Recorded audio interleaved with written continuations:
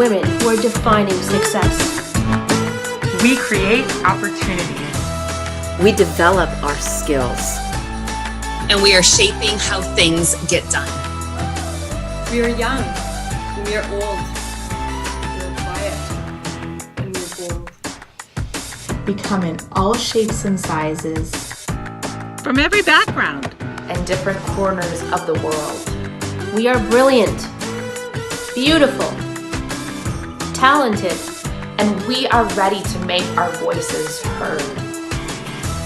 If you've ever waited for your chance, Wondered when you'd get asked to step up, Or hoped for the opportunity to share your message, This is it.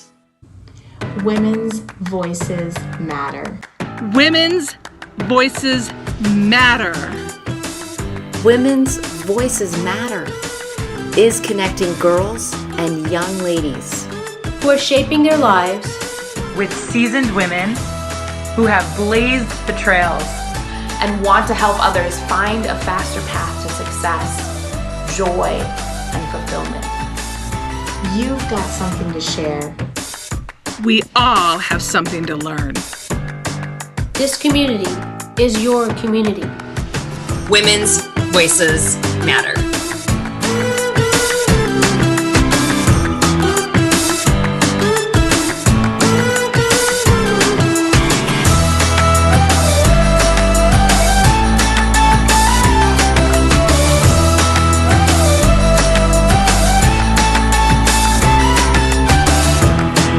Hello, everyone, and welcome to another episode of Women's Voices Matter. I'm your host, Dr. Cathy, and I am so excited to talk with you today about corporate social responsibility strategies. Now, that sounds like a mouthful, but in all honesty, that's a very important mouthful. We need corporate social responsibility strategies, and we're about to find out why from our special guest today, who is the founder of West Michigan Consulting Services. She is a cause-driven individual, and I mean, we need more people like that in our world, because this lady believes that nonprofits and businesses have the power to solve the world's most challenging problems, and she's committed to helping them increase their impact.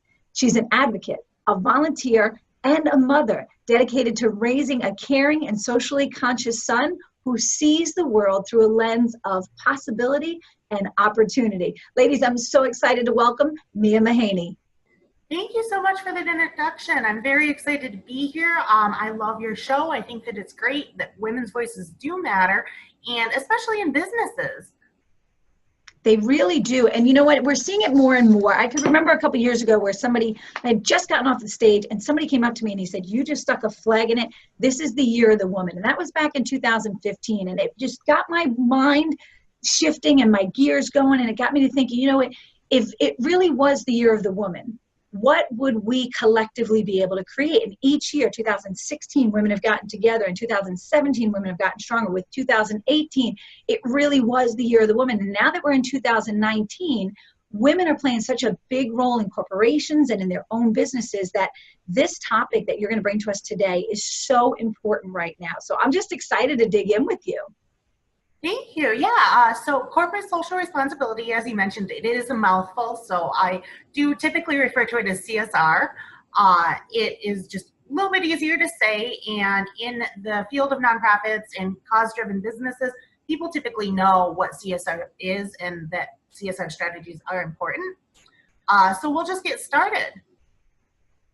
So CSR, what it is it's the way that companies and businesses give back to their community. It started out as a type of voluntary self-regulation where companies kind of go above and beyond what the government says that they have to do. And it really is about the idea that companies have a social responsibility to take care of their communities, to take care of the planet. And it really is about doing voluntary good for your community. But also the strategy part of that ties it into marketing and how can it benefit the business's bottom line? How can businesses grow their sales and grow their client base based off from what a CSR strategy is? It's really important because studies have shown that 80% of people actually are more willing to spend more money and return business to businesses that have decided that they are interested in giving back to their community, businesses that have committed to a cause or different causes. And it's really, the difference is that it's not philanthropy. So even though CSR strategies kind of tie into philanthropy because you do donations or volunteerism, sponsorships with your business, the difference is that philanthropy is based on actual giving. You give as a human, you give as a company. Philanthropy, the difference is that when you are a business, it is about your bottom line. So you might want to feel good, but you have to get something back. So they've shown that not only, again, are the Americans more loyal to purpose-driven brands, but also that it can strengthen your brand reputation. It can enhance your trust with your key stakeholders, your customers, your employees, and it increases your revenues. So overall, it really is good for the business's bottom line. Now, did you say 80% of people will actually choose a company? That's very interesting because I know that when it comes time for my businesses to donate or to participate in a cause, I do choose the ones that are involved with things that are important to me, right? Like I used to just give to every charity and every person that came and knocked on my door. And then I had to start saying, look, we give to so many charities. We have to make sure that we're giving to charities that matter to us. And if I personally am making that decision, then that means that people that are choosing my business are making that decision as well. I did not realize 80% of people actually think about this. Yes, that's amazing, isn't it? And so when we look at it, a lot of people, again, CSR is such a big term and it sounds really daunting. When you think of any large corporation, from Walmart to Home Depot to, I live in West Michigan, so we have Meijer here. You can basically go on their website and Google what they're doing in their community.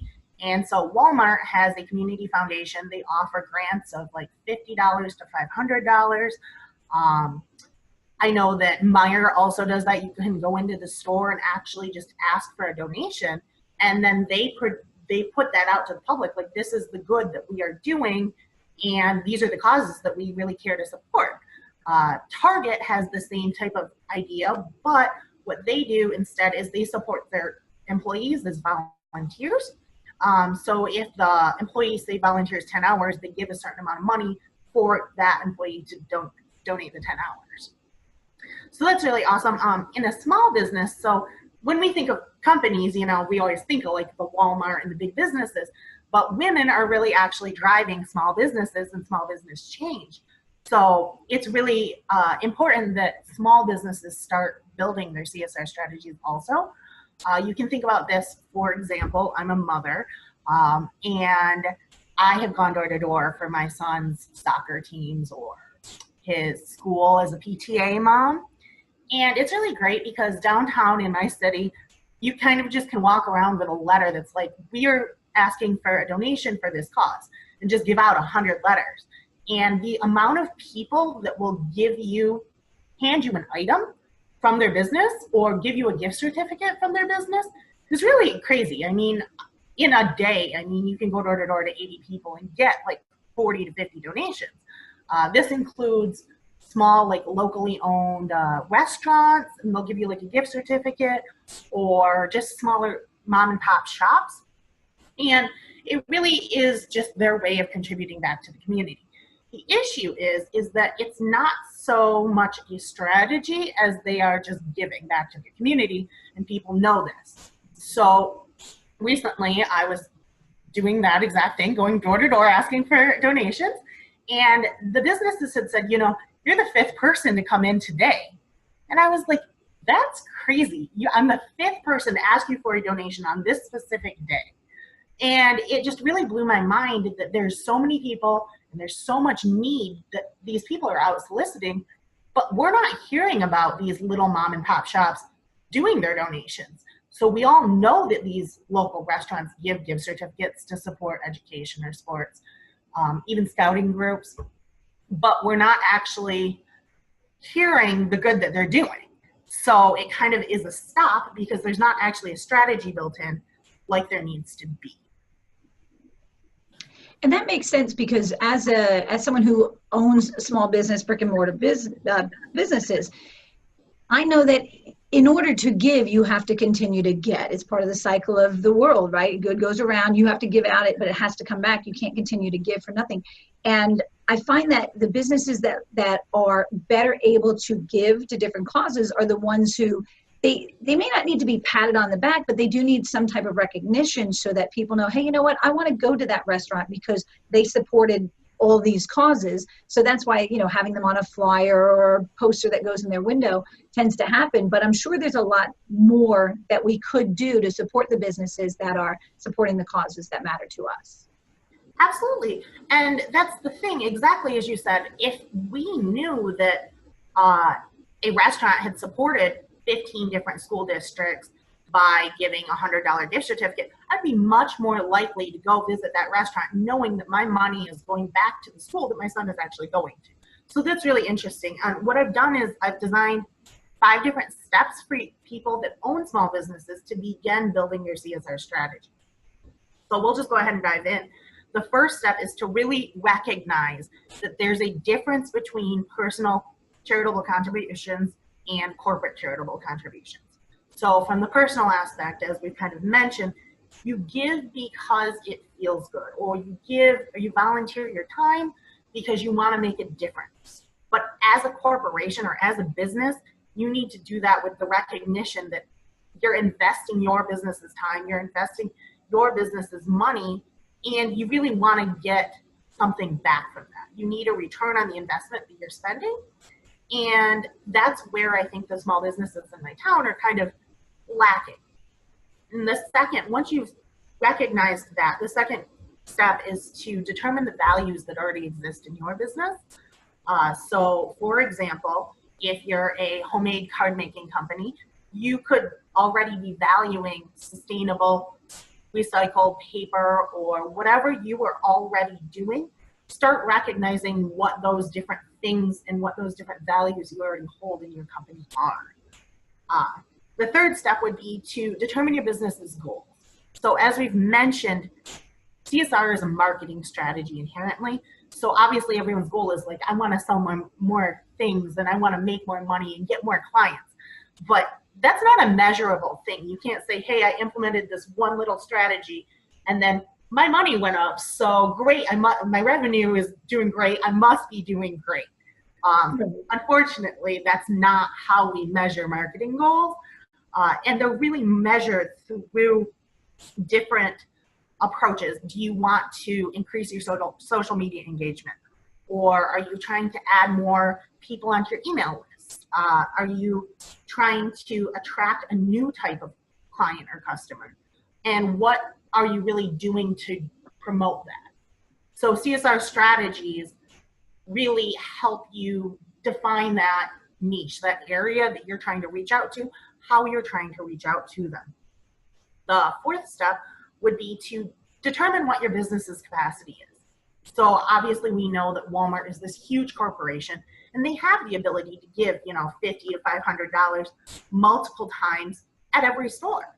But small businesses just don't have that capacity. So really thinking, well, do I have, $1,000 that I can contribute this year towards a sponsorship, towards a donation, or do I have 10 hours that I could donate or 2 hours a week?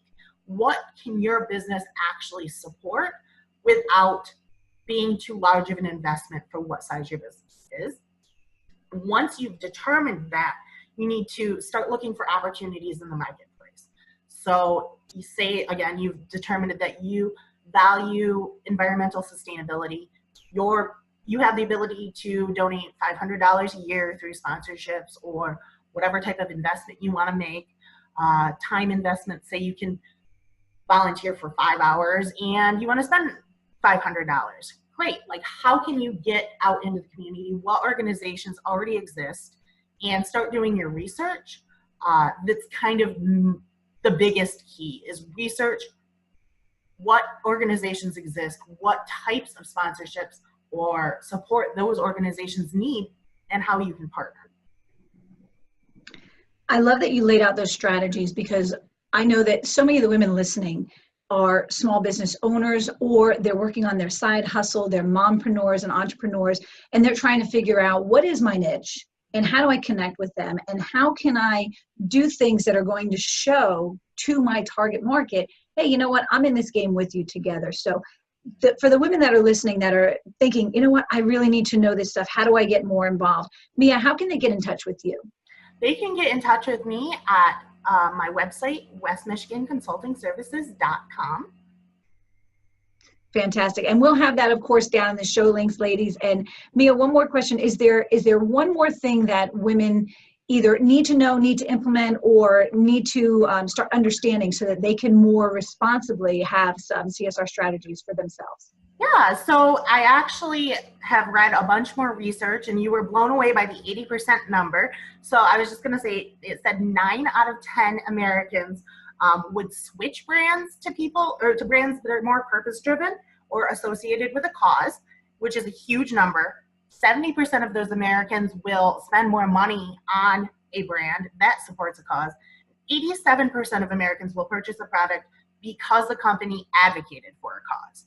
So if you needed a reason to switch, they're just huge numbers, and it really is just a part of your marketing strategy. So it doesn't have to be like thousands of dollars. It can just be what you've determined that you can spend and support.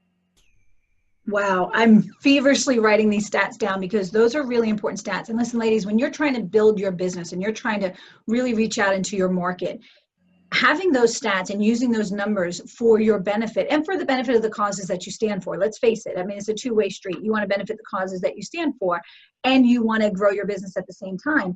Understanding those stats, I mean, that's pretty impressive that 9 out of 10 people will switch over to another business just because of the causes they stand for. That is a reminder that we need to be cognizant of what we do, what we say, and where we spend our money. Yes? Absolutely. So thank you so much for having me on your show. I really appreciate it. Oh, thank you, Mia. Great information. Ladies, of course, if you want to get in touch with Mia, her information will be in the show notes below. I want to thank all of you for joining us on another episode of Women's Voices Matter. And listen, the truth is your voice matters. My voice matters. Our voices together collectively matter, because when we come together as women in support of each other, promoting each other, helping each other, sharing each other, and mentoring each other, we learn so much faster, we grow so much more, we go so much further, and we will absolutely have the ability to make the positive impact on the world that I know you're working so hard to impact. So here's the thing. Continue making that positive impact in your corner of the world. You're doing such great things. Keep going. There are people watching you, looking up to you, and following the pathway that you are paving right this moment. So join us back again. Thank you so much for being here, and we'll see you on another episode of Women's Voices Matter. So listen, thank you so much for joining us on Women's Voices Matter. Remember, we are here for driven businesswomen, professionals, and mompreneurs who have waited long enough for their opportunities. And we've created the Female Influencer Project to empower you to find your voice, step up, and lead. This is unlike the good old boys club, you know, the guys that repackage their tired old content and put a pretty pink bow on it and call it a women's program. No, ladies, Women's Voices Matter was created by women who are paving the pathway for women just like you who are pursuing a more fulfilling experience. So if you need help finding your genius zone, if you need help trying to find your voice, if you need assistance to learn how to step up and start leading and start having the life of your dreams, that's what we're here for. Reach out to us, lean on us, let us collaborate with you so that you can achieve your ultimate success, because when you do, we do. And when we rise together. So ladies, thank you so much for being here. I look forward to seeing you again at Women's Voices Matter.